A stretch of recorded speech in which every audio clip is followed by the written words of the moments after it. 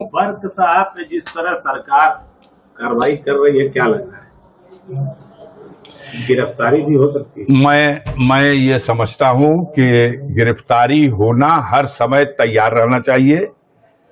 लोग व्यवस्था को तानाशाही ढंग से चलाने का प्रयास कर रहे हैं, लेकिन जनता इन्हें विफल कर देगी। बर्क साहब निर्भीक हैं और कोई ऐसा उनसे गुनाह नहीं है कि जिसके लिए वो घबरा जाएं। हिम्मत है इनको तो उसको गिरफ्तार करे ना। ये एक जनता द्वारा निर्वाचित, लाखों जनता के द्वारा निर्वाचित, आरोप क्या है उनके ऊपर बताओ? कोई आरोप बताओ। हत्या क्या है कि डकैती क्या है? किस चीज का है? बलात्कार का है? पब्लिक को भड़काने का। और ये जो रोज पब्लिक को भड़काने का, कल लखनऊ की सड़कों पर पता चला 25-26 संगठन सब बटुर गया था। और बटुर करके पब्लिक को भड़काने के लिए जिस तरह की भाषा बोली गई है और जिस तरह का व्यवहार किया गया है, पूरे कानून व्यवस्था के लिए और इस सरकार के लिए बहुत बड़ी चुनौती है। तो उसको उस बड़े गुनाह को पर्दा डालने के लिए बर्क साहब की बात आप चलाइए, लेकिन कहीं कुछ नहीं है। जी, एक अंतिम सवाल। आपको एक कोर्ट से राहत मिली है? अरे कह तो दिया भैया, मान गया। तू ना मान जी बा तू ना मान जी बा। जैसे पूछे के बा उसे पूछा, क्या था मामला? पूछे, जिससे पूछना है उससे पूछिए कि ये क्या हो गया। सर जी, एक अंतिम सवाल। मुर्शिदाबाद में दंगे हुए हैं वक्फ कानून के विरोध में, इस पर क्या कहें? मैंने ये खबर अभी पढ़ी, देखी नहीं है। जहां कहीं भी देश में इस तरह की जो आप बता रहे हैं, किसी तरह का कोई भी दंगा फसाद, कोई सभ्य समाज, कोई सभ्य व्यक्ति इसको अलाउ नहीं करता। कुछ अपील करना चाहेंगे? अपील तो हम कह रहे हैं, देश की जनता सशंकित है। हमारी नीयत पर उसको शक है। हम कहते कुछ है और करते कुछ है। नीयत पर इसलिए शक है कि हम कह रहे हैं कि अल्पसंख्यक पिछड़ों का हमें बहुत दर्द है और हम उनका हक उनको देना चाहते हैं। और देश के बहुसंख्यक पिछड़ों का हम हक लूट के बैठे हुए हैं, रिजर्वेशन खत्म कर दिए हैं।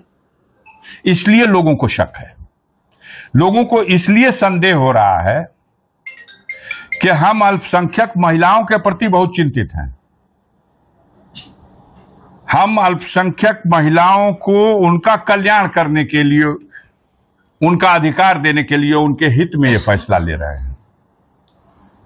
अब इस सवाल पर तो हमें कई लोग कहते हैं निजी सवालों पर मत कहिए, लेकिन अगर हमने अपने परिवार को भी हक न लौटाया हो उसका, तो हमसे कैसे कोई उम्मीद करेगा कि हम अल्पसंख्यक महिलाओं का दर्द अपने दिल में सही पाले हुए हैं। इस सवाल को भी मैंने पार्लियामेंट में कहा कि बंबई महानगरी की सबसे ऊंची इमारत, जिसे देश के बहुत से लोग जानते हैं वो इमारत किसकी है, वो यतीम खाने के नाम से वक्फ की गई एक जमीन पर बनी है। अब वो खतरे में है।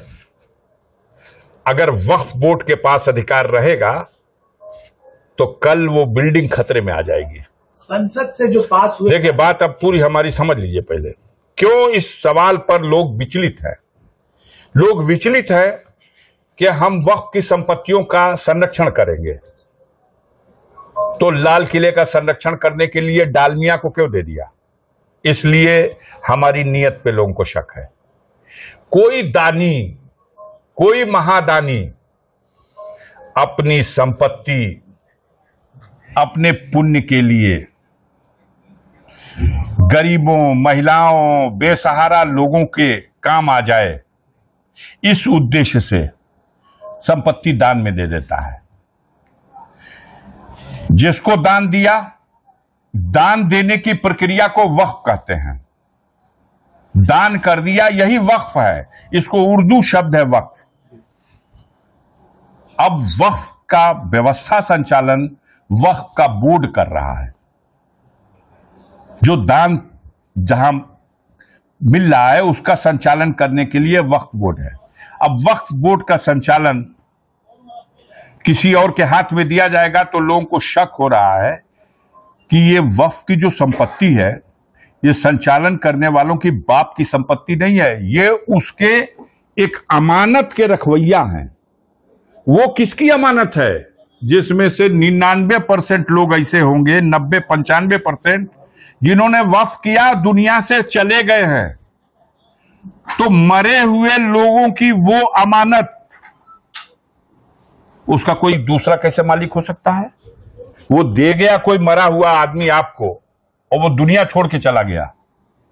अब आप अगर उसमें कोई बेईमानी कर रहे हैं तो ये आपके ईमान की खोट है। पारदर्शिता होनी चाहिए। लेकिन उस ईमानदारी कराने के नाम पर ऐसा आदमी हाथ में ले ले। सदन के अंदर स्वीकार किया गया कि हम मस्जिदों को, मदरसों को, ईदगाहों को या ऐसी कोई दरसगाहों को जो इस्तेमाल में आ रही हैं उसको छुएंगे नहीं। लेकिन वक्फ की जमीन इतनी ज्यादा है जो अलग ऐसे किसी उपयोग में नहीं आ रही, पड़ी हुई है, उसको हम बेचेंगे और उसके पैसे से हम मुस्लिम महिलाओं के, अब मुस्लिम पिछड़े तबके के लोगों के वेलफेयर का काम करेंगे, उनके हित में उसको खर्च करेंगे। आ गई बात न बेचेंगे और खरीदेंगे। इसलिए लोग शक कर रहे हैं इस देश में 2 ही बेचवैया हैं और 2 ही खरीदवैया हैं। एक खरीदवैया की वो ऊंची वाली इमारत जो बंबई में चमचमा रही है, वही तो खरीदेगा। अब बेचने वाला कौन होगा? उसी की तो व्यवस्था हो रही है। तो लोगों को पच नहीं पा रहा। हमसे जुड़े रहने के लिए हमारे YouTube चैनल को सब्सक्राइब करें और नई वीडियो की नोटिफिकेशन के लिए बेल आइकॉन को दबाएं।